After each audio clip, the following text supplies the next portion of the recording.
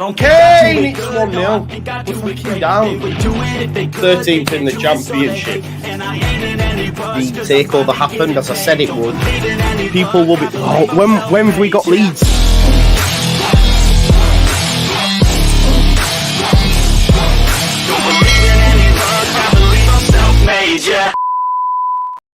Now then, people, and I've just realised we've not even changed that. So let's change that first and foremost. Let's welcome in the legend that is Lockie.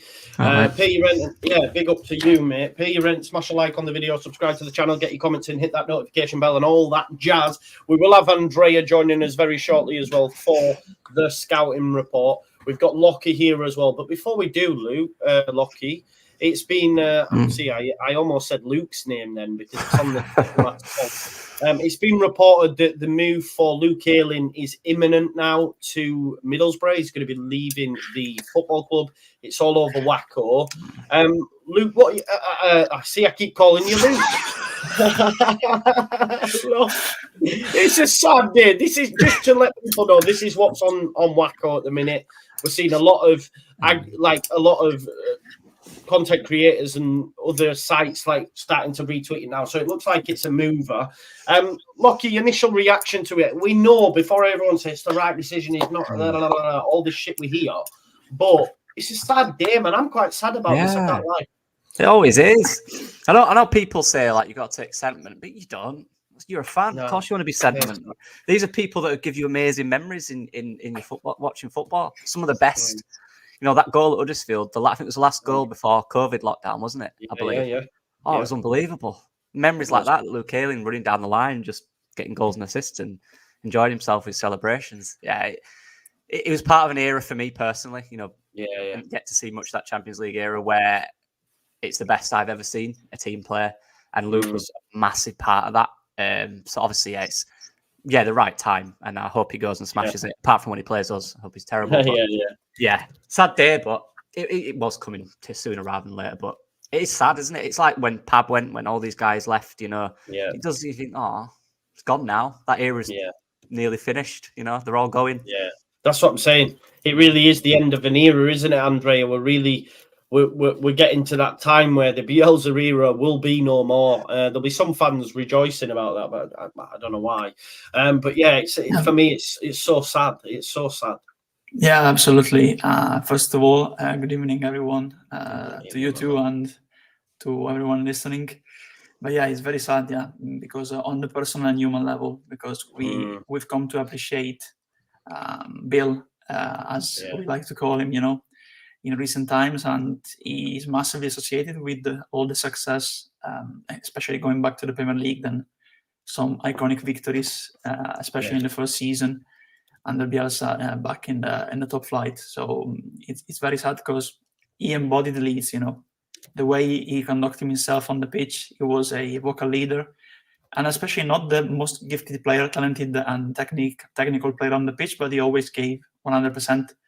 At one point, probably, especially in the Premier League, the level was too high for him. But, you know, he always performed and performed more than the so-called professionals and talented players that, for example, we brought in last seasons. So he was a player that embodied, like I said, the mentality of Leeds United. And I'll always have a good memory of him because he has been a loyal servant.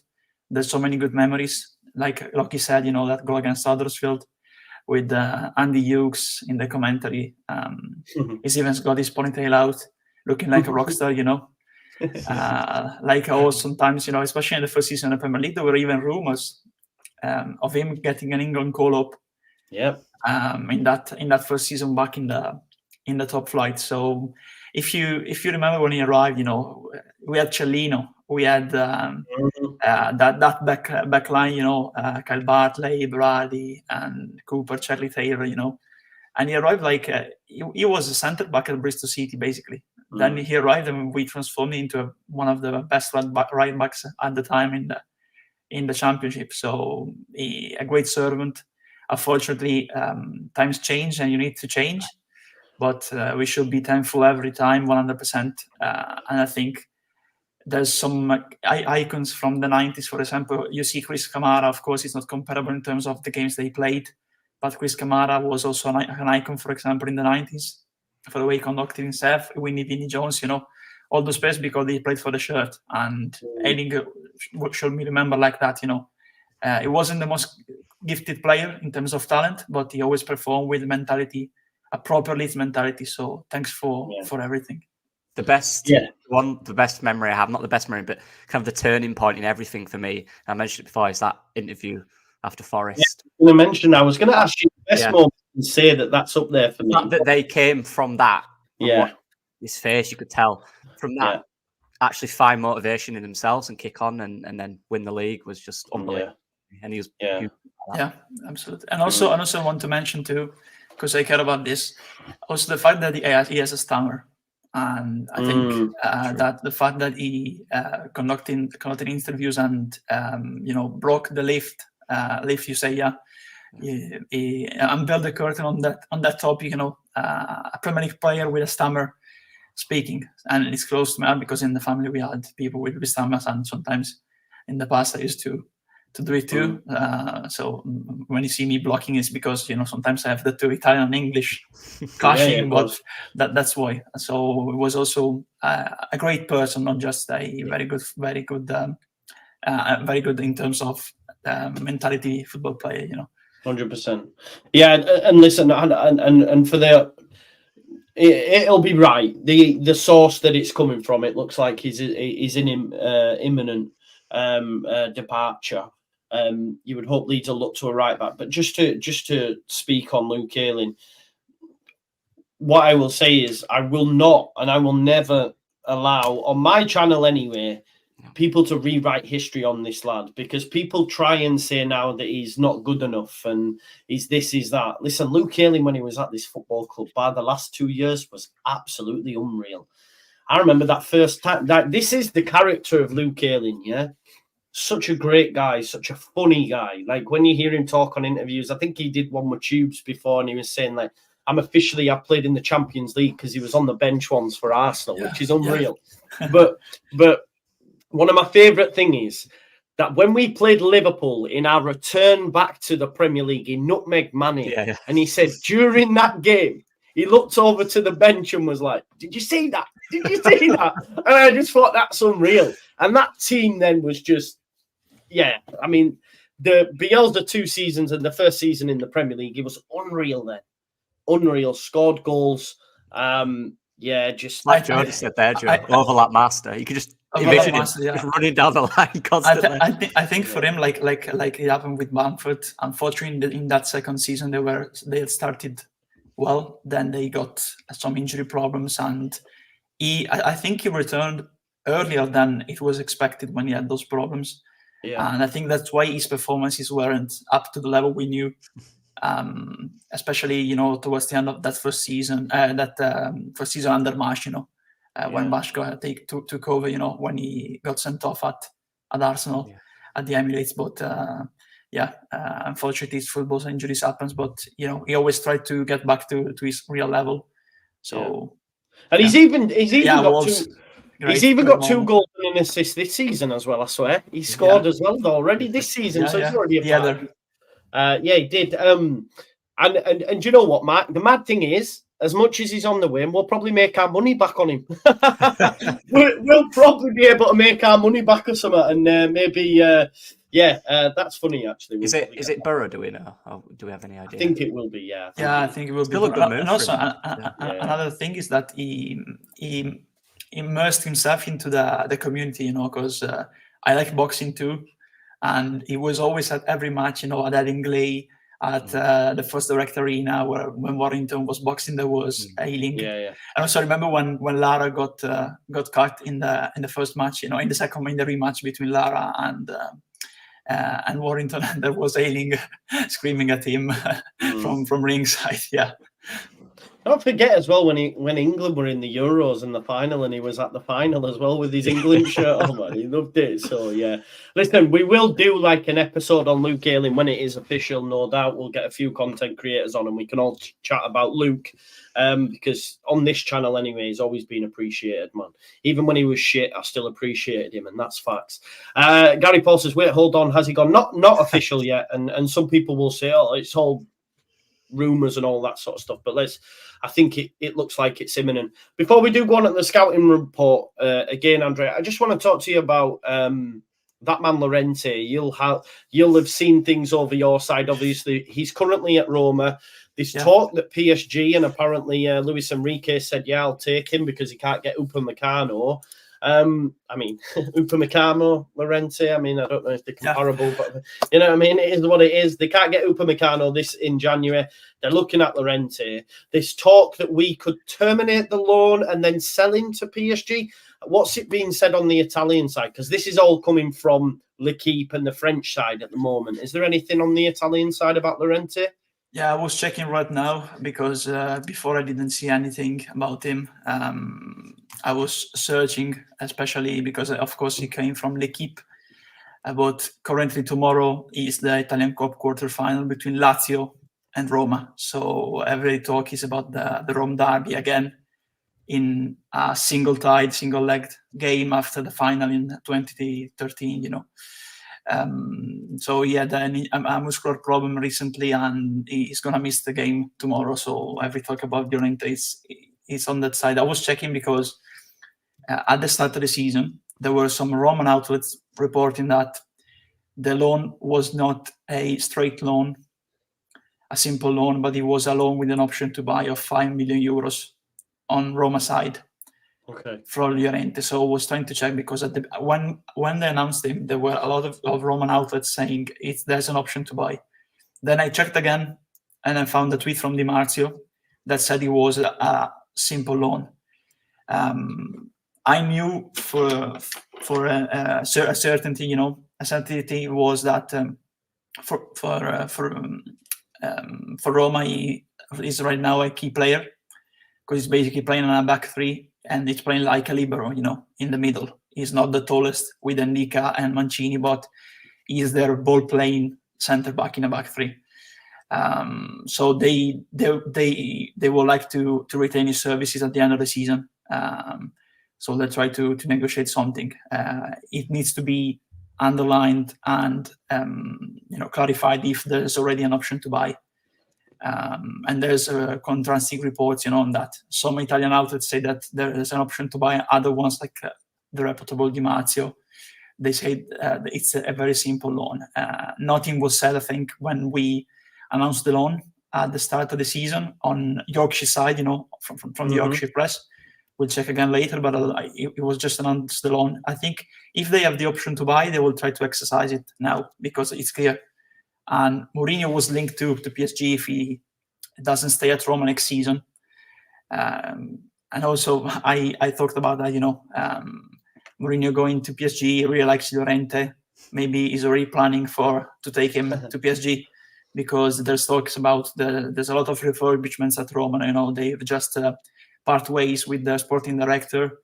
Mourinho is out of contract, of course, so they still need to negotiate. It's not sure if he will stay, if he will move to another club. PSG are rumored to be the club interested in him. So there's a lot of ways, you know, open doors here on the situation of Llorente. But honestly, in a back three, he's playing well. The problem is in a back two because he doesn't have the two players near him. He's playing well in terms of ball retention and ball distribution. He's still struggling in terms of positioning and marking sometimes, especially when he has Christensen near him, because he's playing Christensen too in a back three recently because of the injury progress of Roma. But yeah, on the Italian side, I think it's pretty just an article from Tutto Mercato, just repeating basically what L'Équipe said, you know, nothing about the option to buy. But I will check again later, probably before we finish the stream, so we can have an update maybe on that one. Yeah, 100%. It's going to be quite interesting from a Leeds United perspective because we could be looking at a window where we bring in funds for Creswell, we bring in funds for Ayling, we bring in funds for Llorente. So the window could have a totally different feel than any of us expected. I don't think many of us expected many outgoings apart from those on the periphery, but yeah, I don't think any of us would have predicted Ayling, really, to be honest. I thought he'd have seen his contract out. So it just shows. Apparently, there's more leaking on Wacko now, so we'll no doubt be notified of that throughout. Right, We're here for the scouting report, though. We're 15 minutes in. We've not even started yet. Please do smash a like on this video. We're here to talk about creative number 10s. Before we talk about the players, how likely, Lockie, do you think? I like your haircut, by the way, mate. It's looking slick there from the side. I just noticed it's a good cut. How likely is it, do you think, that we go after a 10 now that Rutter's been moved back into that position? I don't think it's priority, I'll be honest. No. I think defensively is priority. But if we do manage to get all our defensive things sorted out, the main targets, I do think it's something we could look at. I think what we have at Leeds right now is a lot of really good attacking players, hence why it's hard to get loans because of that, because we can't guarantee. You said it earlier in your stream, I think, Joe, you just can't guarantee them game time, can you? And they want game time in January to go on loan. That's the point of it. So it's difficult, but if you can get a good player in that has different attributes to what we have, I think that could be really, and that's what I've gone for. I think you have some of yours on it as well, Andrea. The slightly different to what we've got, and a lot of them are 8/10s, not just 10s, so they can play an 8 as well. So all of them basically. Basically all of them. Yeah. More 8s than 10s, but yeah. No, I agree. I agree with what you said, Lockie. I think, Joe, the players we focus on are all similar to what we're missing right now. A ball carrying player, a player in midfield capable of attacking the space without the ball, covering the space, creating depth for the team, stretching the midfield, because right now we have two players playing basically when we attack on the same line. Ampadu and Kamara, and also Grujev is similar to Ampadu. Kamara is, between the three of them, the most attacking one. Of course, after the last performance of Ampadu, we may disagree on this one, but looking at the league, what we've seen throughout the 90 minutes, Kamara is not his best characteristics, best trait. I keep saying characteristics, I don't know why. Trait going forward, but between the three of them is the one with that spark, I focus basically on 8/10s that can play in both positions and can give something different to their midfield, because I agree, Rutter should be playing the 10, starting the 10. We don't know. We are never sure with Farke, because he played again Pirou in the 10. That's my worry as well. Yeah. He played Gray in midfield, but I think going forward we'll play Gray again at right back. And we've seen that Gray, after the main difference from the start of the season when he played in midfield was that he wasn't staying back, but he was going forward, playing all around. Mm-hmm. We can have a player like him in midfield. We can benefit from that. But if Gray plays there in the league, we've seen that Farke tells him to stay back and cover for the fullback going forward. So I like what I saw from Gray. And I would like, if he plays in midfield, to see again the all-around player he was at Peterborough, honestly, in terms of instructions from Farke, because it's clear they were instructions. Yeah, no, I think that's fair. Before we just go on to it, I've just had another update from the old Wacko. People know about Harry Crackling, don't we? We all know about Harry Crackling at this point. He's on the money. So apparently he'd said, it could change. And then, as I say, he said he's off. Big farewell on Sunday afternoon. Something has changed in the last week. He clearly wants to go out and play while he still can. Difficult to knock his attitude. Don't want to see him go to Borough personally, but it is one of them. It could have been, it genuinely could have been a situation with the game time on Sunday as well. Obviously, he never played. He played about 20 minutes. That could have had an issue on it. And look, yeah, it looks like he's off now. So we'll have to wait and see. Big shout out to James Hull, who's just become a member for 6 months. You've been a member for 6 months. Sorry, I thought you'd signed up. Big up to James. Yeah. So anyway, if you're wondering who we should get at right back and left back, the other scouting report will tell you. And I want to say this: that there were also people. I don't know if it happened to you, Loki, but there were people texting messages to me to propose other options too after our fullbacks video. Even more options from the ones we. That's just loads. I could mention it. Yeah. Whether they're good enough, I don't know, but yeah. That was a long show as well, if we're being honest. That was a long show. We did two positions. I was thinking before.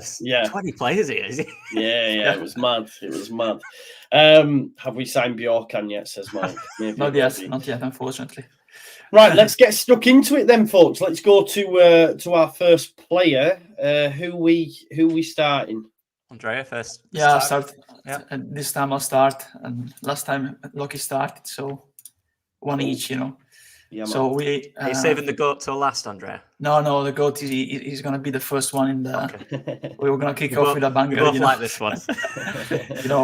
Ladies and gentlemen, the King of Hungary is back. We have to fight over this one, didn't we? Here we go again. Here we go again. Time flies, but players remain. And here we go again with László Benes again. Of course, we mentioned he was the star. One of the. We were both, me and Lucky, starstruck last summer when we did the scouting report about midfielders.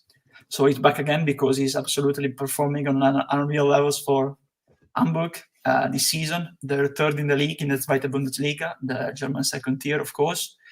They are 4 points behind Holstein Kiel and their local rivals, city rivals, St. Pauli. But let's look just at the numbers straight about Benes. 19 games this season played, 10 goals, 7 assists, 0.52 goals per game in terms of statistics. So it's almost like he scores not just a goal per game, but it's a very good stat. 0.91 goal/assist per game. So he's assured that either scores a goal or gives an assist or creates goal-scoring opportunities. 0.40 expected goals per game. So we're talking really on good numbers. Of course, like we said, 26 years old, and is 5 feet 11 inches. Let's look at the ratings. You see that he's always performing on a very good level. Of course, the ratings are questionable because everyone can have access to them. But of course, you see that these are very good ratings here on SofaScore. And if you look at the heat map, he's basically a creative player. He moves all around, especially in the final third. Look at the final third here. It's all covered, basically. And this is the season heat map, of course. So in the league, 16 games started. So, and he never gets off, basically. 4 team of the week, too, exactly. Free kick taker, corner taker, and as you can see here, penalty taker, too. So he plays in a 4-3-3 right now, but of course he can play also in a 4-2-3-1 on different formation because he's a complete player. He can easily play as a number 8 in midfielder, as a center midfielder, as a number 10, as an advanced midfielder, or even as a DM, because he's a playmaker. He has playmaking skills. He sees, like we say in Italy, he sees the goal from outside, vede la porta.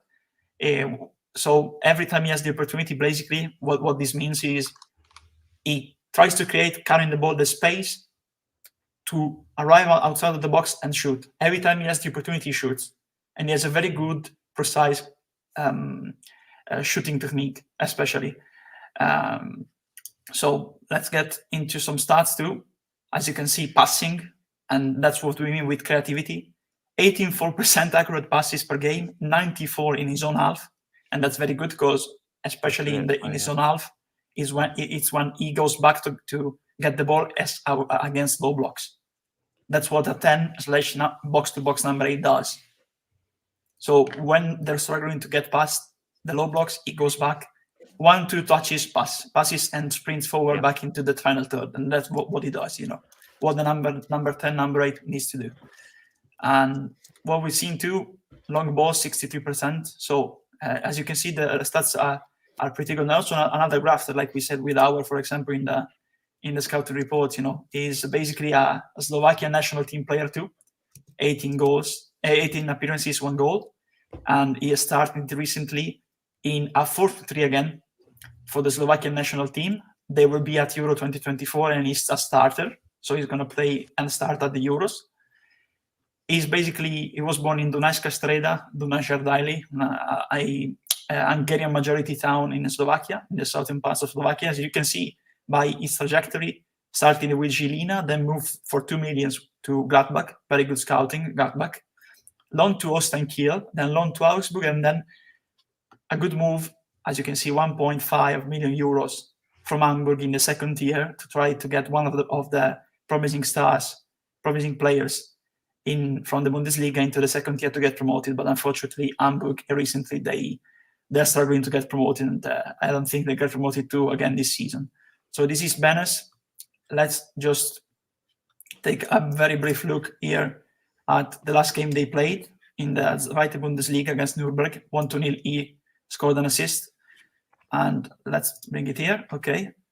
As you can see by the lineups, 4-3-3. And these two players, Meffert and Ferai, they cover. Benes moves all around in this area.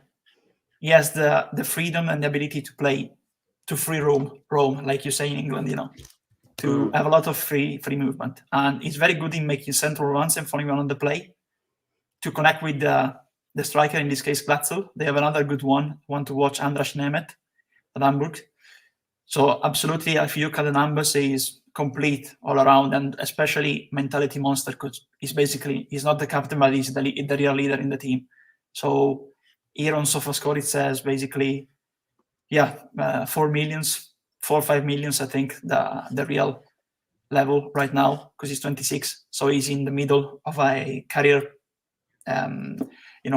crossroads, career crossroads, He either goes to a big club and get promoted with Hamburg, or either moves abroad, because he's basically played in the last, from 2016, just in Germany. I think he's very, very suited for the English style of football, absolutely. Also player average positions, and I'm going to wrap it up then. Number 8, as you can see, beside the number 9, Glatzel. So this one was Benes, basically. And what you'll have seen as well, I don't know if people have seen it, if you follow All Stats Aren't We, FB Ref have actually come up with a new tool now that means you can compare these players against players in their position. So I do just want to share this as well before we do move on from Benes. So this is sick, by the way. But if you look at, so this is Benes, obviously you can see there where he ranks in terms of percentile for non-penalty goals, and that his numbers are insane.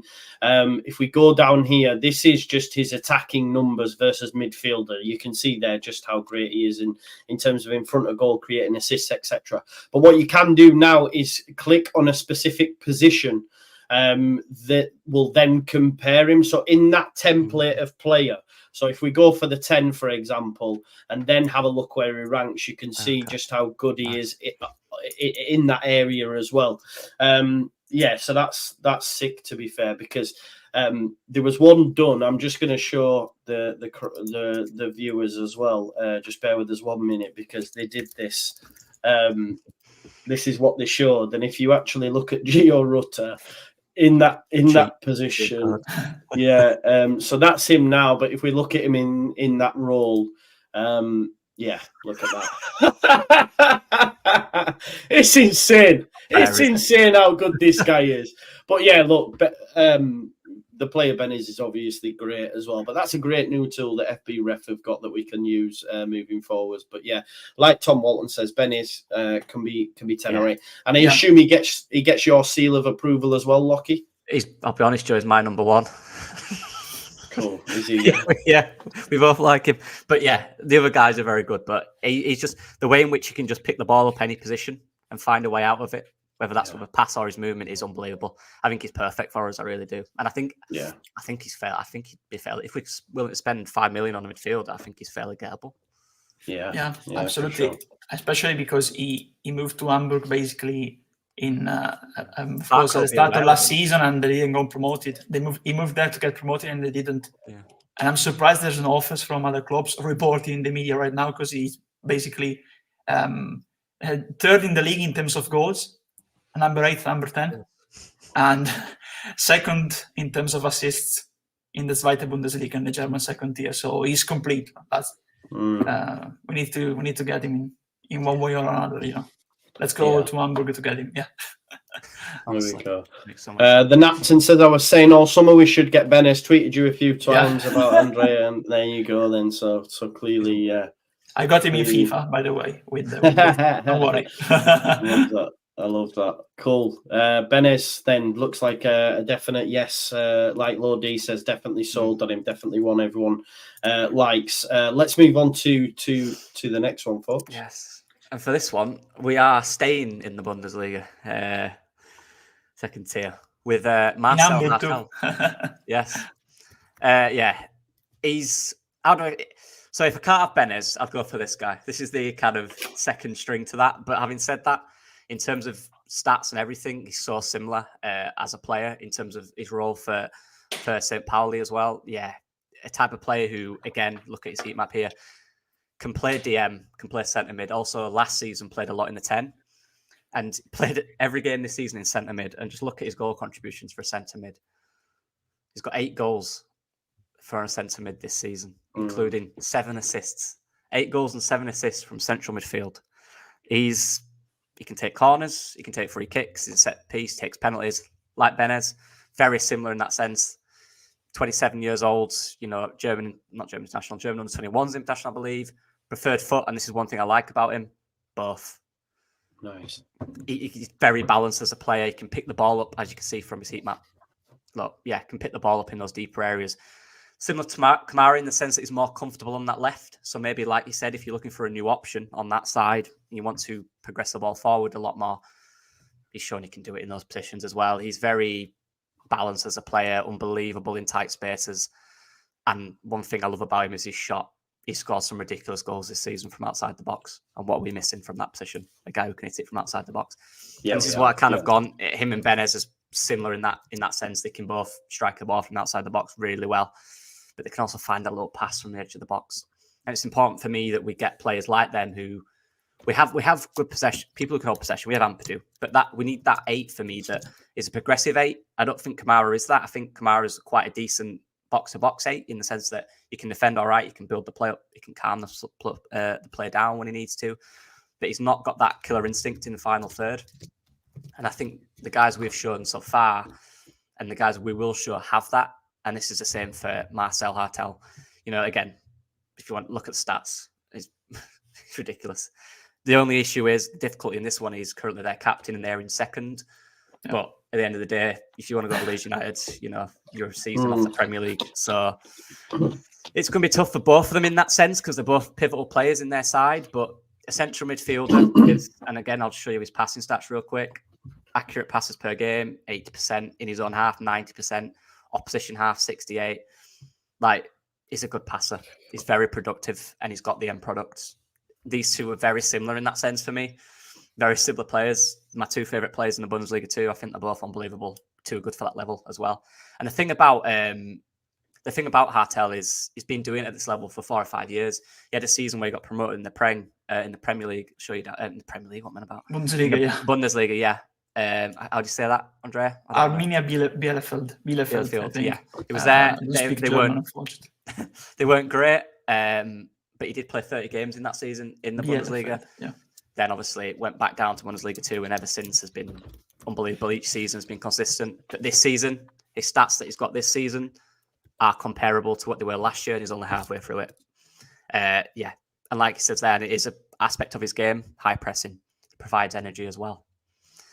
So he's all round for me, and he's got the end product in that final third. And I think that's what we really need. Takes set pieces and can shoot. And one thing I really like about him, and this is a thing we need as well, he takes corners from each side, which shows he's a bit of a specialist in that position. It's not just you're right-footed, so we'll get you on that side. And he's got, I think, 3 or 4 assists this season from corners. So, yeah, top player for me, again, valued about €3 million. So it'd be difficult because he's the captain, but... You can see there as well, Lockie, in terms of his goal creation versus midfielders. Yeah. You can see there he's right up there. And he's played centre mid this year, not as the 10. Yeah. He's in advanced state, he gets forward. Like Benes, the same. Yeah, similar, yeah, definitely. Players. So they both play at that same club. They must be doing bits then, eh? No, he plays for St. Pauli. The rivals. Oh, sorry, the rivals. My bad, my bad. What's this? Not to contribute. Oh, right, okay. Sean Kelly says St. Pauli fans are hardcore, by the way. Just saying, great club badge, not to contribute. Just saying. Nice it's a nice badge to win there. Millerton Stadion, I think, the ground. Yeah. Nice. Good started off strong this. Yeah, definitely. It definitely has. Definitely. Right, Andrea, follow that, mate. We've had 2 great It was easier than left backs, wasn't it, Andrea? Yeah, it was quicker for sure. It was quicker. That was horrible. The next one, he used to play in the Bundesliga, actually. He's not playing in the Bundesliga anymore because he's playing in Italy. And this guy, the partner of Benes in the Slovakian national team. Okay. So basically, Ondrej Duda. some of the people in the chat maybe know him because he's played in the Bundesliga consistently for Hertha BSC and Köln, Hertha Berlin and Köln. So two good clubs. Hertha not so much recently, but of course two historical clubs in the Bundesliga. Right now he's playing, of course, for Verona. Contract until 2026. They got him on loan from Köln last January. So January 2023, I mean, when they stayed up in the relegation playoff, Verona against Spezia. And that he faced Tampa during that relegation playoff on the other side. And basically, they acquired him on a permanent after in the summer. So yes, it's his first full permanent season at Verona.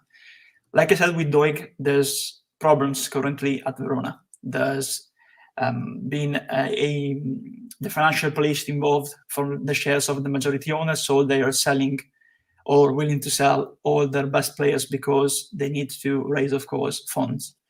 Doig has been linked to Torino and Marseille now. They sold Terracciano to AC Milan, and Gong is linked to Napoli and Fiorentina. So there's all the best players are linked with the other clubs. So Duda, 29 years of age, so he has the experience, having played in the Bundesliga and in Serie A. He's been the number 8, basically. They play with a 4-2-3-1 formation. Of course, right now, because when there's uncertainty behind the scenes, like we've seen last season with us, there's that uncertainty and chaos transpires also to the pitch performances of the team. Mm-hmm. Because if you don't have a solid club behind the scenes, you don't have a solid team on the pitch. That is happening at Verona, unfortunately, because they are very good. They are one of the major cities in Italy and one of the historical clubs in Serie A. So yes, started 15 games out of 17 this season. Sorry, Coppa Italia. There's one game missing here. 1 goal and 1 assist. From the difference for Benes, basically because he plays on the left in the Slovakian national team. Let's pick the Slovakian side on the left, like you see here. While Benes plays on the right. So Duda is basically playing in a 4-2-3 for the national team and 4-2-3-1 for Verona. Again, his major traits are basically the all-around trait in his game. He's very good in narrow spaces. He's a proper 10, but of course, going forward with pace and ball carrying, he plays as an 8, but he's an attacking-minded 8. He gets into spaces. He passes the ball quickly to another player, especially through the flanks, like we see here. Also, he goes to the flank here to pass the ball to the fullbacks or the wingers going forward. Then, of course, he occupies this space in the middle to be like a link-up player. You know, he's also good with free kicks. He's good with his outside of the box shot. He's an experienced player that can cut it, in my opinion, in the championship. So that's why I mentioned him. Of course, considering they are a relegation threatened side, look at his stats here in terms of passing: 82%, 87, 73 in the opposition half. So these are good, especially for a side struggling to create a build of play like Verona, because they're really struggling this season to even create a good football. Also dribbles, like I said, he's good in narrow spaces. 55%, 51% total duels won, ground duels won 54, because he has also a tough mentality. He's a warrior on the pitch. He is similar in certain traits, but more versatile to Krik. Okay. When Krik used to get forward, you know, and the experience is there. Like I said, 69 games for Slovakia, 12 goals, and he's a complete player again. Very good, like I said, to play in various positions, especially against low blocks. He can be the link up we're missing, and also I think he'll settle to be an option, the first option probably. Sorry, Lucky, I missed you. At Norwich as well. Yeah, he was in Norwich too, on loan when they were in the Prem. So I don't think under Farke then, or yeah, he was under Farke. Okay. Yeah, he was under Farke. We can even see if you want about Duda the games he played under Farke. So we will take a look at that very quickly. As I said, long balls, he's very good. Like I said, drop back and move to the flanks. Long balls here too, especially to the flanks. Not any weaknesses, so there's no weaknesses to signal here. So very quickly, let me get the stats about when he played under Farke, so we can all see that when he was under Farke at Norwich. Here he is, played 10 games. Okay, here we go. Let's put it on. Here we are. Okay, this is okay. Sorry, it's in Italian. Okay, here it is. As you can see, he played as a 10 basically. Let's just pick. It was not a good run, was it? By the way, that one when they got relegated. Yeah, but they had a very bad transfer in the summer. I think they were the least spending club that season, 2019-2020. Yeah. So let's pick, for example, let's say Leicester. So they will be happy about that again. 4-2-3-1 again. Daniel Farke, the manager. Aaron Scoff, Lee Lewis. You can see two, like we're playing with Ampadu and McLean, can be compared to Kamara, for example, in terms of the role he played there. And Duda was the number 10 here. The number 10, the linking up with Pukki. Pukki, of course, is different from Bamford and from Pirot in terms of versatility. Cantwell and Gondina on the other sides. So that's also a past connection with Farke. Started the 9 games out of 13 too. So that's not bad, is it? Really? Yeah, under Farke. So he was trusted by Farke, and they got him in January. Let's repeat that. let's repeat history again. Let's just see this one. Yeah. Again in the 10. I always played in the 10. So that's why I mentioned Duda, because I think he's a very good and reliable player, especially in the championship. He's an experienced one. Also, we didn't see because it take the whole night, and I don't want to be too long. Yeah, I've already been long enough. At Cologne and Hertha BSC, he scored goals too. This season he scored just 1 goal and 1 assist, but when he was basically at Cologne and Hertha BSC, he had some good seasons there. Very quickly, just to finish it off, in 2020-2021 with Cologne, 22 games, 7 goals and 6 assists. In 2018-2019, so the season before he moved to Norwich in the winter, 32 games, 11 goals and 6 assists for Hertha BSC. Andre Duda from Verona. Yeah, nice, mate. I like it. I like the fact that he's played under Farke before, so it could be definitely someone in his thinking when looking at 10s for sure. Yeah. And if it can be easily got. Lockie, over to you, my man. Mm-hmm. I've had a bit of fun with this one. I always love to put a Spanish player in there. Yeah. So I've gone with Nicolas Mamed. He's on his back of his shirt. He has Nico, so we'll call him Nico from now on. Okay. That's what he has on his shirt. It's just easier to say. Yeah. You hate pronunciations, don't you, bro? I love a short name. You know what I mean? Yeah. You know what I mean? Like, yeah, just like a short name. Nico. Nico's just better, isn't it? Nico. Like Bill, you know what I mean? Because fair. Can't say Luke Ayling, so yeah, call him Bill. But yeah, anyway, Nico he plays for Espanyol, who are currently in the 2nd tier of Spain. Got relegated last season. Actually, when they got relegated, there was a lot of top tier sides in the Liga. People, I think Sevilla were linked with him. I think it was Real Betis were linked with him. A lot of players like that, but nothing ever came from it. So I don't know what happened there. I think it was near the end of the window. So he stayed in the 2nd tier of Spain this season. But actually, Espanyol has some really good attacking players. There's 3 or 4 in there that could play higher. But the thing that I like about him most is when he's played this season, and he's not started every game because of that, and he's still only 22. He's very young, but he's very highly rated, and he's so dangerous when he comes on, and he impacts the game every time. You might not get the goals and assists because the way Espanyol play, they like to go out wide and use the wingers to cut inside and create chances from there. And he doesn't necessarily suit him. And I watched a game of him the last game they played. I watched it on Wisecout, and He came on in the 60th minute and he picks up some outstanding areas in between the lines. He drops deep if he has to. He goes on the back line. He really finds the space. But they just weren't picking him. They weren't giving it to him. They were sticking to their system. And I just thought it was wasted in that system for me. But you can see from the heat map where he picks the ball up. He's so comfortable, deeper. But in these areas that we really need that progressor.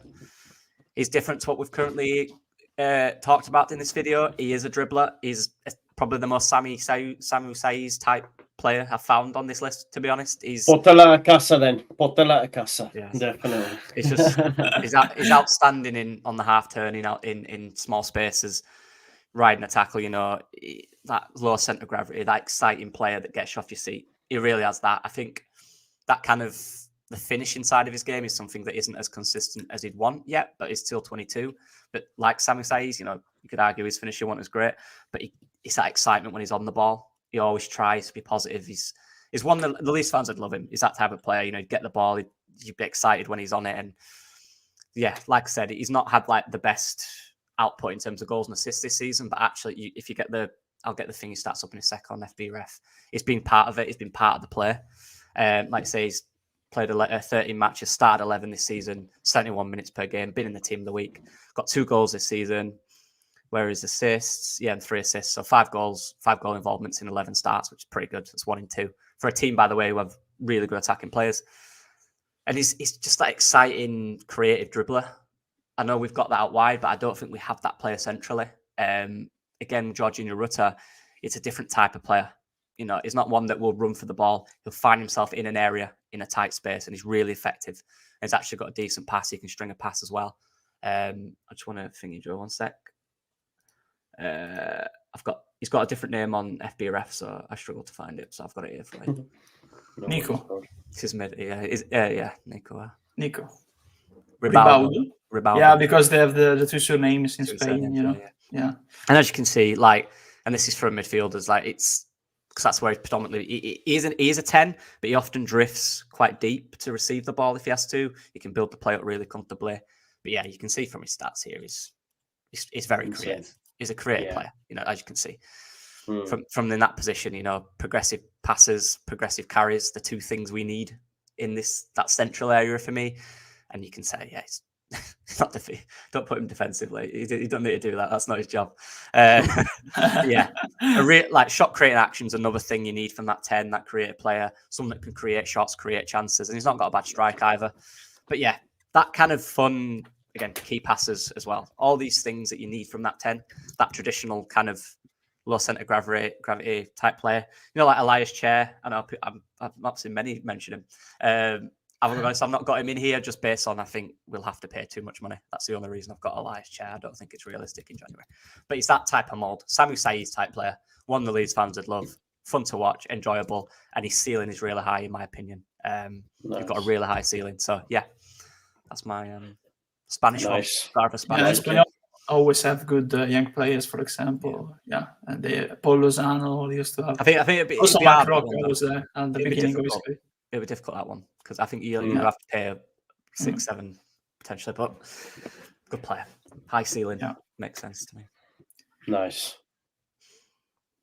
Andrea. Okay, my turn. The Eastern Europe tour continues.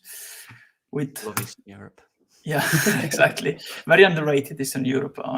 There's very beautiful countries, for example, Hungary, the Czech Republic. You know, there's a lot of underrated cultures too. They have a lot of history in the past. But here we are to talk about football. So let's talk about football in Prague. One of the 2. Also, there were 3 and 4 back in the days when they used to be very good. But the 2 main clubs right now are Slavia and Sparta, of course, in Prague. So we're talking about Christos Zeris, who was, of course, Greek/Norwegian, because when in 2012 he moved with his family to Norway. So he now plays for the Norwegian youth national teams. 20 years of age, born in 2003. So, of course, I think the many Norwegians that used to watch our scouting reports, I think they may know him. I love how you... Sorry, I'm giggling. I just love how you say Norwegian. Norwegian, yeah. So I did, I used to have an accent more tended to Scotland in the past, but just for you, I'm trying to speak more open because nice. I used to be really, really narrow, you know, when I used to speak, you know. Yeah, but nice. let's look at this trajectory. Like I said, Grorud, Haugesund, Grorud, hope I pronounced those pretty well. And in January last year, he moved for 2.6 million euros to Slavia Prague. Slavia Prague are very good, like we saw with Auer, for example. Mm-hmm. They have eyes everywhere, basically, especially in recent times on the minor leagues, you know, and no offense to the Norwegian leagues, the Tippeligaen, of course. But he was at Haugesund, and he moved to Slavia Prague, and he's been there basically since it's his first full season because he moved there in January. He's a player, this one, currently playing as a number 8 in a 3-4-1-2 formation. Scored 2 goals this season in the Fortuna Liga. Played in the Europa League, 6 games this season. They faced also Roma, for example. 1 goal and 2 assists. So he's starting to find his pace in the league. But in the league, he started 11 games out of 17. Again, they miss, like for the previous player, another game here. I don't know why. But as you can see, he is a proper number 8 that can get back to the ball and turn around. What I really like from him is that he goes back to get the ball. He tries to stretch, so going forward. Then the 6 has the ball, the playmaker, let's call him like that, the DM, you know. He gets back, stretches the team because his positioning, of course, brings a midfielder with him. So he brings the pressure away from the other player. He gets back to get the ball. He passes it quickly and attacks the space again. Plays very close to the other players, especially, for example, the fullback follows up the play. He goes there, passes 1-2 touches, and then sprints into the space. He always reads very well the off-the-ball movement, where he needs to move after he has passed the ball. So he's not a playmaker, but he's a very smart player that reads the game very well, and that I really like from him, honestly. Especially when he turns around in the middle, like we saw, for example, for Randall, a very simple example with Peterborough. What Randall did, you know, when he got past our midfield, turning around and breaking the pressure, you know, eluding the pressing. Zeris I think is his best trait. I'm gonna say his best trait because he gets back, turns around, and when he has the space to go centrally, he's also very good with his. He's also very good in shooting, you know, to get that goal, you know. Looking at the stat, let's take a brief look. 78% again in terms of passing, 86% in his own half, and 70% in the opposition half. Also dribbling, as you can see, almost 50%. You have 56% of the duels won, like Duda, for example, you know. 56% again of ground duels. So I think he's a very good young player. And right now, as you can see, started 11 games out of 16, but he usually plays 71 games when he started. So he still needs to find these to cement his place into the first team. But right now, there's not much interest because, of course, it's the first full season for Slavia Prague, you know. So, of course, there's not much interest. So if we move earlier than the others, I think it'd be a good opportunity. Here we see his performance, 7.1 rating against Roma. As you can see, there's a non-name here at the center of the Roma defense, Diego Llorente. I saw that game, actually. I watched that game, and Slavia were all over the place. They were all over Roma.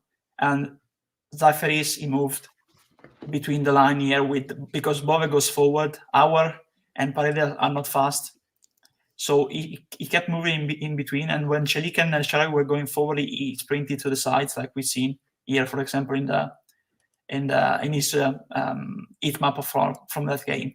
So I think he's a very low-key player right now because it's first season abroad from Norway, and I think if we move early, I think we can get a very good player. 20 years of age, so need to anticipate the big clubs, because of course if he keeps playing like he's playing, high pressing, tackling, playmaking in terms of advanced playmaking, not playmaking in terms of DM, I think this is a mistake for me.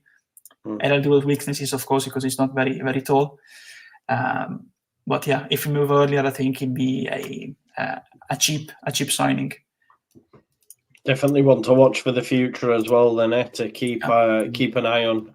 If obviously they're waiting for him to develop and then move. Lockie, you're up next. With this one, do we have any in England that we want to? Yeah, my last one is going to be from England. I don't have it, I'm afraid. I was going to put Cher in there. We were talking about that, but I just think it's too expensive. That's my only reason not, to be honest. But what about Elliot Anderson from Newcastle?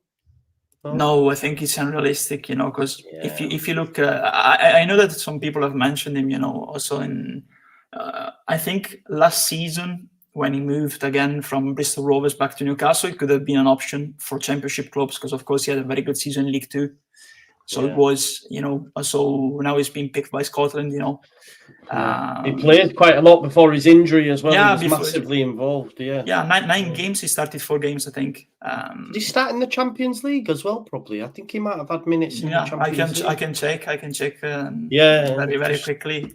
So, and while you do that, mate, I'll head on over to Lockie.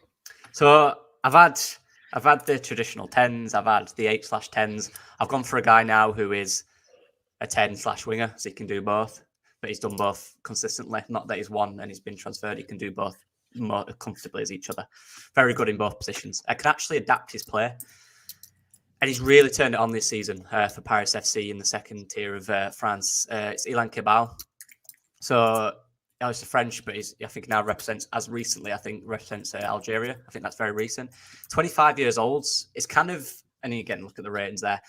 You can tell by his position where he likes to be favoured. But again, a lot of these times, as you can see, the thing he does play in that attacking midfield role. But he also plays on the right, and he can kind of create combination players and drift in the centre or drift out wide. And the way they play, they build up a lot out wide. Hence why his heat map shows a lot of them out wide. But he can do either very comfortably. And he's played 18 times, started 18 times this season. He's got 4 goals and I believe 5 assists this season. Yeah. So he's big chances created per night, big chances created for this season. Key passes, 83%, own half, 91%, a good solid passer as well, which is something you probably wouldn't recognise with this guy because he's very small, similar to kind of Somerville in the sense that he's very small, low centre of gravity, so difficult to get the ball off. But when he plays in that central role, there's a lot more kind of sensible with it. He doesn't try the things he usually does, so he's very adaptable in the way he plays. And his issue has been, in the last few years, the consistency of play, the end product. That's always been a question. He's dribbling, by the way. If anyone can find a montage of him on YouTube or anything anywhere, watch it. He's unbelievable dribbler. Unbelievable. But yeah, if you look at his stats last season, go on. What is saying? The dedication for Vic Vinegar to bring him home in every single player's native tongue is amazing. I mean, that might not even say bring him home, but if it does, fair play, my man. Fair play. Definitely. Sorry, yeah. That's all right. So last season, again, played 25 games, started 15, got 4 goals and 7 assists last season. Whereas this season, he's already on those numbers. He's on 4 goals and 5 assists, and he's already in January. So he's found a real consistent side of his game. And again, for me, I think this is one of them that you get now while his stock's slowly on the rise because he's had a really good season. He's playing really well, and there is murmurs on Twitter. You look at fan reaction on Twitter; they really like him. His skill on the ball, by the way, it's like a small rutter in terms of dribbling. He's ridiculous, so quick with it, and he doesn't do it enough because of the way they play. He's more of a pass and move. But yeah, I just think if you can really mature him and left footed as well on the right, so you've got that inverted side of it that we don't have. But that was one of the key things that was in Phil Hay. Oh, which player was it? David Brooks. They were looking for a player that can play right wing, but left, like you just mentioned there, Lockie. To be fair, so it's definitely something they're looking at because Phil Phil here said as when well. a game gets predictable, these are the type of options you need. A guy that can come on like Cabal or even start, for example, or can start a game, not know who he is, right? Plays on the right, cuts in on his left. Oh, we're not used to that. We've not seen that from Leeds. You know, look what's on my TV at the minute, by the way. How Africa changed the Premier League, and it's all Yeboah. It's absolutely unreal. Unbelievable. Absolutely unreal. Sorry. So as you were talking, I'm like, oh, look at that goal. Joe is scouting the wrong ear, Joe. He's scouting sorry. He's a bit old now, I think. He could probably do a bit still, let's be honest. But yeah, he's a guy who's different option for Leeds. You know, he can cut in from the right, he can play centrally, but he's different to our central players. A guy that for me is on a trajectory, and I think it's now. I don't think he's one you could get in if you stay in the Championship next year. I think he's already gone to a top tier club by then. So it's one of them, like we did with the left backs. It's kind of a now, I think, because he's had a brilliant season in France, and he's getting consistent, and that was his big issue. So definitely one there. Yeah, definitely. Definitely looks a player, mate, for sure. And like you said, just with what Phil Hayes said about that inverted player, that could be someone we could definitely look at. With yeah, go for it, mate. I was just thinking on Brooks as well. Like, I think he's going to end up going to Southampton by all accounts. So we definitely need to look elsewhere, I think. Oh wow. And that's from a winger. That's from attacking midfielders, wingers, and then forwards, as you can see. Yeah, solid player in each position, and that's key for me. That's left-footed as well, so it's a bit unpredictable. We don't have that on that right side or in that 10, so yeah, that's all I want to show from that. Yeah, no, that's fantastic. I love that new pie chart, by the way. And any player that gets linked now will be straight on FB Ref. Let's see if it's full. I'm all over it. Great stuff. Right, Andrea, back over to you, my man. Yeah, let's get back to Il Bel Paese. That is called Italy. I thought you said Mbappe, Andrea. Sorry? I thought you said Mbappe for some reason. No. I said Il Bel Paese, the nice country, the beautiful country. Yeah. Here we go. Of course, the heat map is absent here, and I explain why. This is Oyer Zarraga, a Basque player. Probably people who follow La Liga know him because he used to start and play with consistency in a very good number of games with Athletic Club de Bilbao. Of course, as a Basque, they only play Basque, so that's why he played there, So he's a number 10, number 8, and he moved in the summer from Athletic Bilbao to Udinese. And Udinese had 2 managers this season, Sotil, the first manager, and then Cioffi. He started to play some games under Sotil, and after that, he basically disappeared. And it's inexplicable because he's a very, very good player, and he was very rated when he played for Athletic Club. So let's move back to La Liga. Last season, as you can see, 26 games. He started 6 games, of course, because he had other players ahead of him. But I think he was pretty good because he's an 8 that can get forward. He's an attacking 8 again, but this one is practically 5'9". So he can play box to box, as we can see, but he's very good to, like I said, with the others, cut into spaces and follow up the play. If you see the goals he scored on the goal scoring opportunities he created with Athletic Bilbao, and there's plenty on the internet, so if you want to go and check those out, you'll see the majority comes from following up the play without the ball, or carrying the ball in the middle, sprinting and occupying empty space in the final wall with his presence. So by doing that, also adding an additional threat to the attack of Athletic Bilbao. And that's what we're missing right now with the low blocks, because we have, when we play with Pirot, for example, we have 2 players playing in the same position, basically, because Pirot goes forward and he goes near rotor. Then you have the wingers trying to dribble to get past the low block. And you have Ampadu and Kamara staying back and passing the balls between themselves, then reverting to a cross in the middle, then where no one, when we don't have Bamford, is going to be at the end of that cross. So I think Zarraga can be a good option there, especially because this season he arrived, and I think he had very good high expectations, because in last season he started 6 games, but played a total of 26 in La Liga. The season before, he played 31 games, starting in 8, because as you all know, I think it takes time to get into the Athletic Bilbao starting lineup, because they play together since for a lot of years now. Because the majority of Basque players just stays at Athletic Bilbao. Of course, there's the exception of, for example, Laporte or Kepa, for example, or for example, Ander Herrera, moving abroad, but the majority of them just stay there. There's even a lot of players playing their whole career at Athletic Bilbao, so the lineup is very likely to be often the same. And like I was saying, this season he's just featured in 6 games, starting just 1. So I think he'll want to play. So it'd be a good option for a loan perspective, I think. Of course, let's not take the Serie A stats, but the La Liga ones, so we can see that better. Last season, 82%, 81% accurate passing again. For me, these have been the leading trait in finding those players, and also successive dribbles, 71%. And why?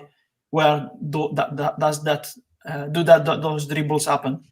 They happen in the final third, because he gets forward, he tries to occupy the space.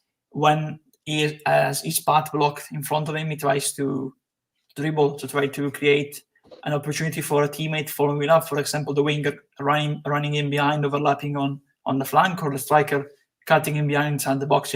These are the main opportunities that he creates. He's a creative player, basically, and not a goal scorer, of course, but a box-to-box 8. He can defend, he can attack. So I think, considering his current situation at 25 years of age, you don't want to play just 6 games after featuring in 26 and 31 games in La Liga at a very highly rated club like Athletic Bilbao. The only risk is that Udinese is owned by the same owners, the Pozzo family, as Watford. So, of course, what I'm thinking is that if they want to loan him out, they might just choose Watford. But why not loan him out? Like, for example, because the style of football is similar. Why don't do what Chelsea did with Casadei, loaning him out to Leicester, for example? He is similar in a certain way to Casadei, the way he plays. So it's even older. So I think for him, having a loan to a top championship club might be a good option. And if he does well, for example, there can even be space for a permanent, in my point of view, because we've seen that with Udinese players and Watford players in the past, and I think that would be a good option. But Vic needs to bring him home in Basque, not in Spanish now. That's the main problem. Exactly. Yeah. You know what, as well, just while you're talking about players buying and then loaning them out straight away, what about, do you think there's the chance that could happen with the left back that's going Brighton? Or do you think he's going to go straight in their side? Is it Barca? Yeah, Colobarco, Valentin Barco. Yeah. No, I think he's staying at Brighton. He's very good at Boca. He played. Because Estepinion's just come back, can he? And he's I don't know. I just saw a lot of people have mentioned it, but I think they will keep him just to acclimatize to to England, in terms of English football, because it's very different. I've seen him play at La Bombonera, some games on the telly for Boca. He's very aggressive, so he needs to come down first, because on the pitch you get red carded easily in the English football if he plays like that. Yeah, fit in then, mate. He'll fit in at our place, to be honest. Cool. Thank you for that. How many have we got left? Is it one apiece? One apiece, yeah. I've got one 2. Apiece. Yeah. Oh, you've got 2. Cool. Yeah. Go on then, Lockie. Over to you, man. Right. The next one, we're back to Bundesliga 2. I apologise for anyone that doesn't like Bundesliga 2, but I like it. I shared the wrong screen.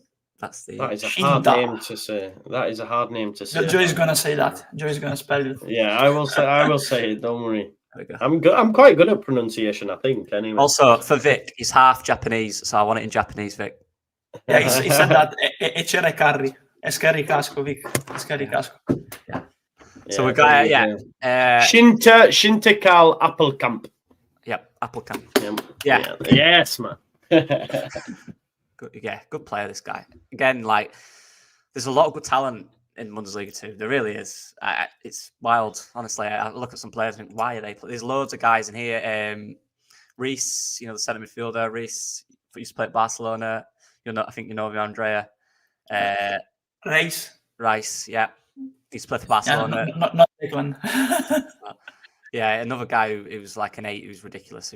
He's just sitting on the bench. That's fine because I don't remember the name. Yeah. But yeah, there's loads anyway. But yeah, this guy's and the key thing I like about this guy, and the key thing that I got in here again, is it's a player that we don't have. It's that type of player. Again, as you can see, 8/10 can play both, and it's this thing here: playmaking and long balls. I wouldn't call him necessarily a creative player that's going to take the game by the scruff of the neck and drive forward, take 3 players on, or get in key areas and make key passes. But what he does do, he's very effective at finding good areas to play in. For example, his long balls are excellent, and I mean as in a full length diag, brilliant. So if there's that spare winger out there on the right or on the left, he's really good at finding them. He's also, I say, a specialist in set pieces, which we are crying out for. Takes corners, gets so many assists from corners, from free kick set pieces, from direct and indirect, both from crosses and everything. So anything to do with that, which we don't have at all, he is that guy. He's kind of like a Bundesliga 2 Ward-Prowse type player, Nothing that stands out as exceptional, but actually on the ball in terms of his passing ability and in terms of his smartness to pick the right pass as well. That's something that's key for him because he's not the most athletic, but he seems to pick that right pass a lot of the time. You can see from his heat map here, all over the pitch. Again, look the red in the corners. Takes a lot of corners and he's key for them. And you can tell this by his stats. Again, he's not got this really unbelievable technical dribbling skills or them type of things, but he's really sensible on the ball. Again, he played 15 times, started 12, team of the week twice, 1 goal, 7 assists this season in 15 games from a central midfielder. And again, we go to last season and look at the ratings. And this is what I mean by consistency. Just his map too. Yeah, and his body position as well. Like, he's just all over. Always looking for that pass to maintain and keep the ball flowing. And I'd say he's got a little bit more, because of his ability to find a long ball off, not just a long ball, that's harsh, like a through ball or a forward pass. He's got a bit more in that area, the third of the pitch, than Kamara for me. And again, last season, 33 games, 6 goals, 9 assists. And a lot of them came from either set pieces or crosses or in those type of things. He takes penalties as well. He's got all them things down. He's very trusted by his teammates. He's not a player that's kind of, this unbelievably outstanding creative player, but what he is very, very kind of precise in what he's good at. And that's a lot of things.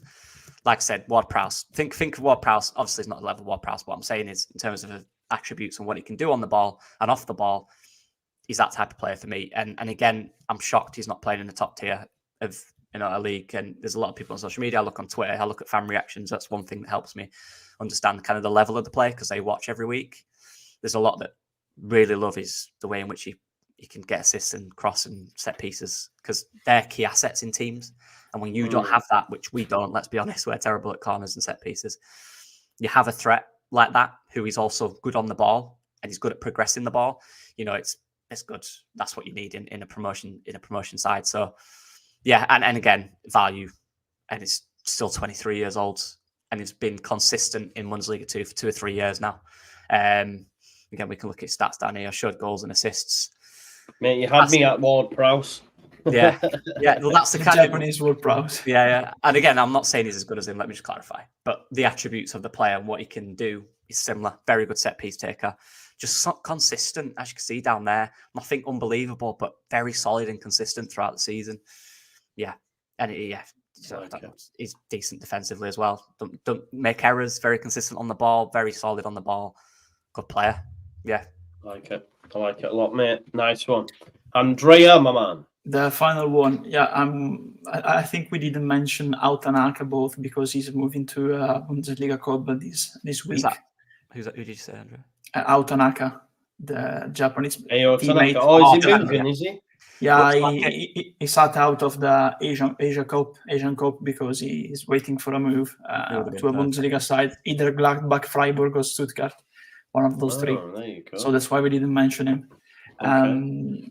I just want to say quickly. Of course, these are our picks. So if someone's in the chat wants to suggest players, we might give our opinion on those players. At the end when we did our final twos. From my final one, we go to a land that is met with mystery in Leeds and Yorkshire. So a foreign land. We go exactly to the land of Lancashire.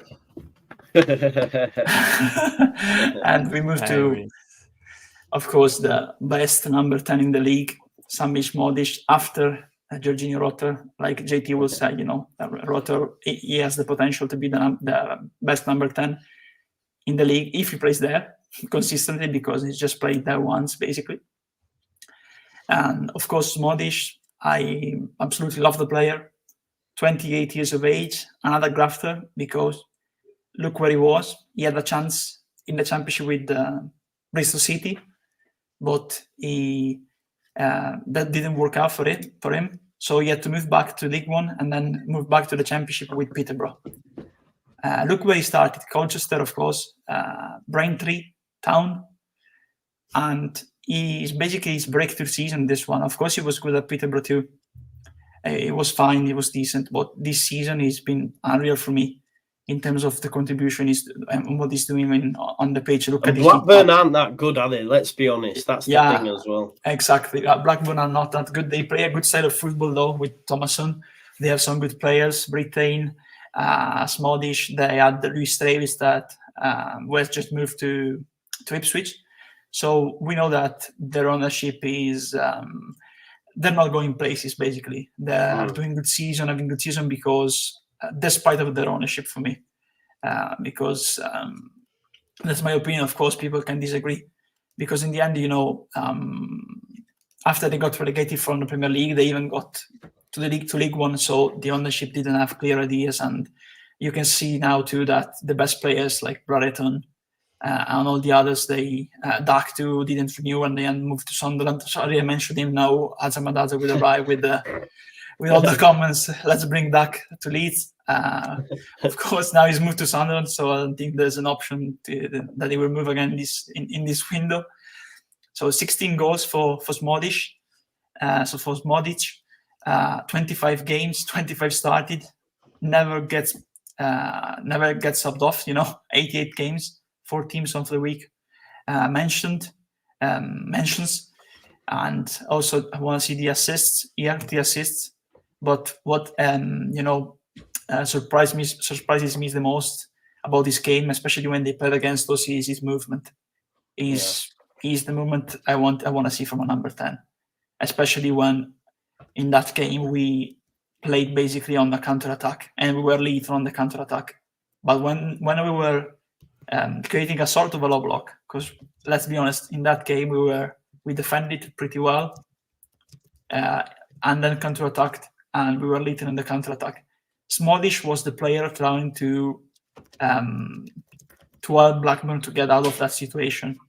And he was passing the ball to the flanks, creating space for the fullback to get towards the end of the wing to cross it.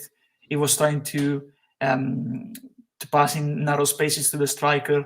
I really like his movement. I really like that. And I think he is right now one of the best performing. Also, the stats tell that. Players in the championship. Also 82% accurate per game. Passes out 7% in his own half, 75% in the opposition half. Long balls too, 67% is a very good stat. Because he gets back, then he can cross, like what we saw, for example, from Duda previously. They're all very similar, the players I assembled here, successful dribbles, 50%. So I really think he is a very good player, especially right now, 28 years of age. Blackburn, they will try to get into the playoffs maybe. They still have time to adjust it and try to to do what they missed in the last 2 seasons?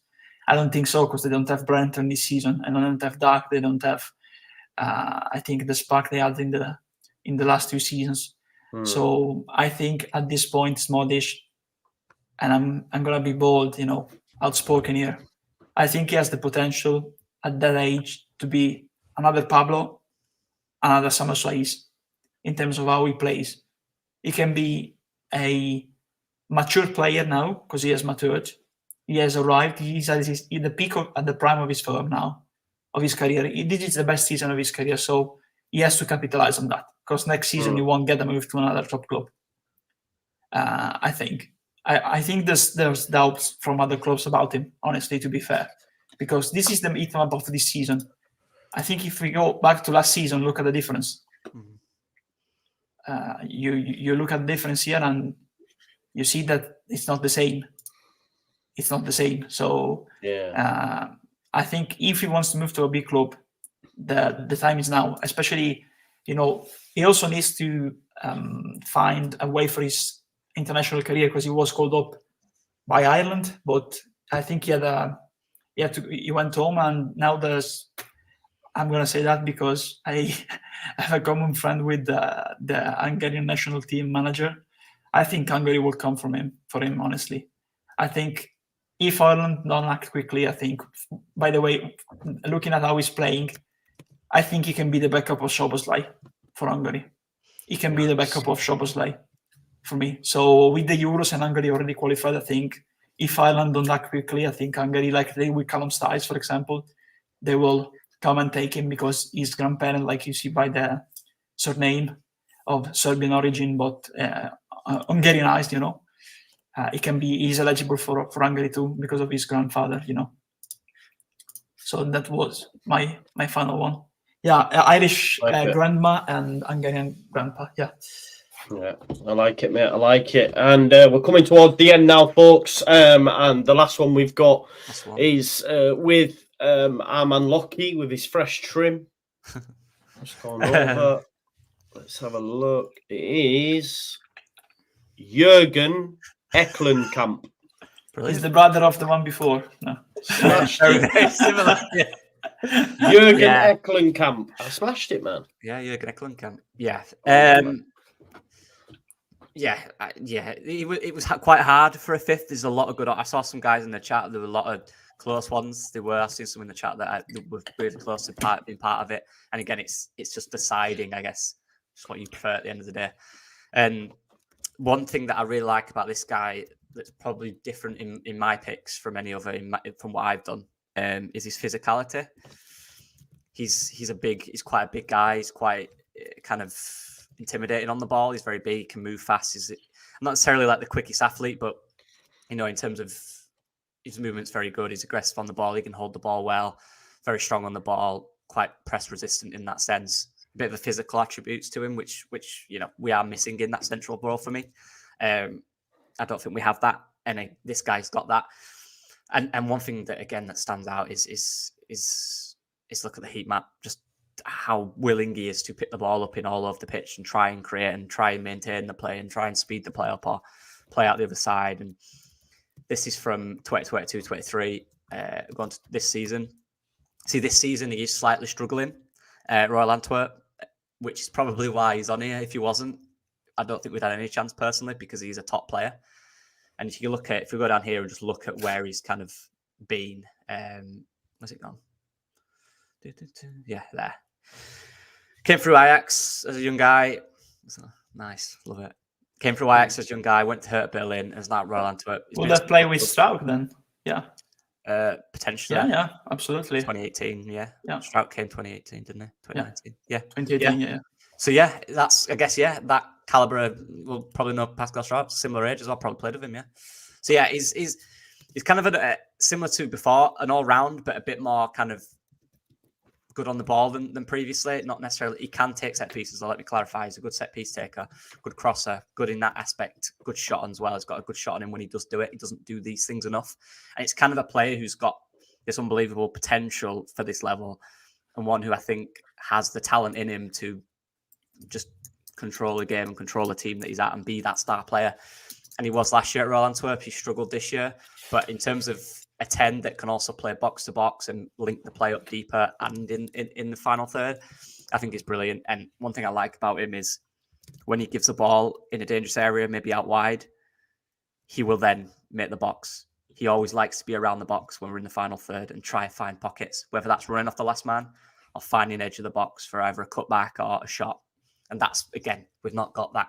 This is a guy who's you can question the physicality of a lot of these players if they'll work in the Championship. To me, this guy has it. I'm not saying he's like, an absolute unit, but he's a tall, fairly strong guy. So not a problem for me in that sense. It's just about, I guess, unlocking the aspects of his game, which he has got and which he showed last season. Look at his stats last season from central midfield. He got 6 goals, 6 assists from central midfield, and created 8 big chances. Can we see too, Lockie? I'm curious the heat map of the UCL, if it's possible. You have Champions League. Yeah, of course. The sides were. I'll do it from 2021. Yeah. This would be they're just playing in a group stage, so that's why there's so low points, in terms of the yellow. Yeah, the team's never good enough to get through. That's just a group stages, but I played to see the stats, Yeah, but he's got that Champions League experience. He's been at teams in the Champions League, like I said, and he kind of took a bit. Kind of had a lot of it. I remember he had a lot of hype around him when he was at Ajax, but never really found that elite level that people may have thought he is. But he's now getting his career back on track. He's doing quite well. He's not started great this season, but last season he was unbelievably well. And I do think, if you look at the heat maps here, he's a lot more involved centrally and a bit deeper than last season, I think. So this left area again, that build-up play down the left side, a real good box-to-box guy who can be effective in the 10 or as an 8, one we need, physically fine, good passing stats, which I don't actually shown. Yeah, look, accurate per game, 84%, own half, 90%, opposition half, 79%, which is very high, by the way. And again, look at the long balls, 65%. So he's got that ping in him if he needs to as well. And these are all what we don't have or players that don't do. And again, just still consistent. I think that's what we need. I think we need a consistent ball progressor that can create chances, has different attributes to what we have. And for, I think all our picks are those type of players. For me, that's them. We definitely do need a different profile, don't we? Even if they're going to play as an 8, but be able to be creative and play as a 10 if needed. We are going to do a poll, folks, of 4 names that we need to put in the poll for the purpose of the poll. So we'll wait for them names to come across. Give me 2 seconds while I just get the video up. And we will put the poll. While we're waiting for that poll, don't forget to smash a like on the video for me, folks. Subscribe if you're new as well. 30k before the end of the season. That's the plan. 8/10 I'll put. Right, okay, we got some names. So we're going to go with Benez, which was the first one we heard, I believe. We've got Duda, which is one that's previously played under Farker that Andrea gave us, and we'll get 2 from Lockie. I think Hartel, the first one I did. I have an agenda. I really like Nico. So how am I spelling that? Nico? Yeah. Nico? Yeah, I just love it. Okay, cool. There we go. The poll is out, folks. So while you vote on that poll, we're just going to have a quick chat. We're going to have a quick chat, folks. Which stage are we expecting a signing? Because if the Luke Ayling reports are true, we know that there is a list of clubs willing to take Charlie Creswell. Yeah, it's mad when you think we were all going 10, 9, we need this, and it now turns out we just need defenders, don't we? Do we get the defenders that we need? Do we get a right back? Because we were talking about Chris Mepham earlier on this morning. A lot of these players that are going to go out on loan from Premier League clubs, regardless of what we think of them, want game time. And my problem is, aside from left back, unless you get an unreal right back, I think they all struggle for game time. And I think that's why we're missing out on certain players, maybe like a Brooks, maybe a Carvalho, etc. So, because he can't. The thing is, and I was saying this earlier on, Farke can't exactly turn around to anybody and say you'll get game time because you've only to look at the minutes Anthony's got. I was saying this with David Brooks. Imagine Brooks at Bournemouth, and then he goes, "Oh, Jaden, how is it?" He's, "I'm barely playing, mate." Do you know what I mean? It's like, well, I'm not going there. So this is the issue that we have. But do you agree with Jack? We must be close to a right back if we're willing to let Ayling go. Yeah, letting Spence go as well. Yeah, true. Yeah, chess, absolutely. Chess. You lose a piece, you get another piece. That's how it should be done. You lose a Spence and you lose Ayling. It should be a right back coming in because we'll be left just with Gray playing there because I think he'll play there again, and until we get a new one. And Shackleton as the backup, basically. That's not ideal, honestly, for me, for a team that wants to get promoted. Of course, Shackleton is the ultimate servant of the club, the ultimate utility player. He plays basically everywhere you ask him to play. He played even a right winger at Birmingham this season. But we need a starting one, especially if we don't get another midfielder and Gray moves back there, Then you have Roberts, and the only problem is that you have Roberts and what? You have Shackleton again as the backup. So they need to wait those opportunities and those scenarios very well. For me, I still think we need a left back and right back. Maybe they move Byram again to the right back, and it'll be, for example, Connor Roberts and Byram with Shackleton as the third option or the authority option when need, And on the left back, you'll have Firpo and the new left back. That can be another option. We never heard this season about Stuart Dallas and the way he's recovering, so we don't have a time scale about the current state of his training regime. I think it's tough, and you have to consider as well. I know it's frustrating, and we're always frustrated. But this ain't a video game. You can't just, I want him, get him now. Exactly. Yeah. You can want to buy a player, a club might be willing to sell, but they might say you might have to wait a week or two till we can get a replacement. That's what happens. So Connor Roberts, for example, I'm sure he wants to join us. I think Phil said on his pod he's keen. Graham Smith said in his article that he wants to move. Burnley will say, right, that's fine, but we need to find a result there first before you can leave. So you have to be patient. You have to do, but you have to, I guess, trust that we will get what we need. Even if Daniel Farke says in his press conference, we've got a lot of depth, he's not going to come out and destroy his players and say, we have nothing there, I need players. I don't take everything he says in press conference to heart. He's saying what he's meant to say, he's backing his players. But I think he knows deep down that we need one or two fullbacks for sure. We're clearly slightly interested in Doig, and I'm not getting him anymore, but Connor Roberts link, there's a few other right backs, left back links. We're clearly in that market for me, because it's an obvious issue that we need to resolve quick. Yeah, no, we do. We do. Can I just quickly say as well, Joe? I saw people say, where do we play Rutte if we buy a 10? The point of this, the reason we made 8/10s is for that. It's a different option.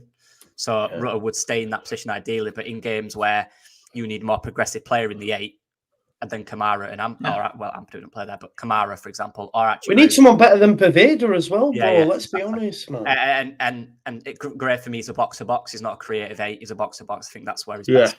So we need that. We ain't got that top guy who's going to challenge in that position. So this is the idea of this video, I guess. Different options. Yeah. A Click, a Saïd, someone like that, isn't it? Who can. So we're not as predictable because that is a thing at times, right? And 100%. Absolutely. Yeah, we need someone who can play them reverse passes. There's nothing that excites me more than a reverse pass. Do you know when it comes in? I love it, man. I can't lie. I'm like, oh, look at that reverse. It's class. It is my favourite thing. Just on the poll, folks. So massive winner, far and away out. 58% Benes. Yes. King. I'm happy about that. Nico on 20%, Hartel 13%, and Duda on 9%. And with that last massive yawn, we'll bring it to a close. I think we might have to look at centre backs next, lads. I think we might have to look at centre backs. We've done right back, we've done left back, we've done 10s. We might have to take a look at centre backs if Creswell definitely is leaving. The 9 too, probably. You think 9? I think they might leave because I think if you play Rutter in the 10, you have Bamford and The only problem is, does he play Pirot again as a backup 10 rotor? Because the only striker that can play as a number 9, like Fake wants a number 9 to play, stretching the team, pressing, is Bamford right now. That's the problem. And that's why he played Rotter there, because Rotter can stretch the team, can press, but Pirot cannot do that. Can't do that. So that's the problem. He struggles to get Fake right now struggles to get Pirot involved into the team. That's clear. Apart from the goal he scored. You know, look at the way he scored those goals in the end. Apart from 2 probably in the box finisher, like Ivan Toney when he was in the Championship. But we play a different system. For Vic as well, I'm going to find the wildest. You're going to find some crazy languages, Vic, because I'm going to get you some difficult places that you've never heard the language for. Do it, man. I want you to get a Kazakhstani striker somewhere, or somewhere. Shomurodov from Uzbekistan. There you go. There's one. Get that done. Right, folks, we will leave it there. It is getting late. It's 11:30. We probably thought it was going to be not as long as this, but we just end up chatting. So it's all good. Make sure, you subscribe to the channel. Make sure you check out Lockheed Leeds as well. Make sure you check out Andrea across his socials. Thanks as always for watching the Just Joe Football Show. Make sure you smash your like on the way out. Subscribe to the channel, comments, notification bell. I've already said that, but I'm very, very tired. Sorry for repeating myself. Lunchtime Leeds tomorrow, 1 p.m. We will be back unless there's something breaking early doors in the morning. But I have to wait and see. I think we might start to hear stuff about Luke maybe tomorrow. Let's wait and see. I'm going to leave it there. Bye-bye, folks.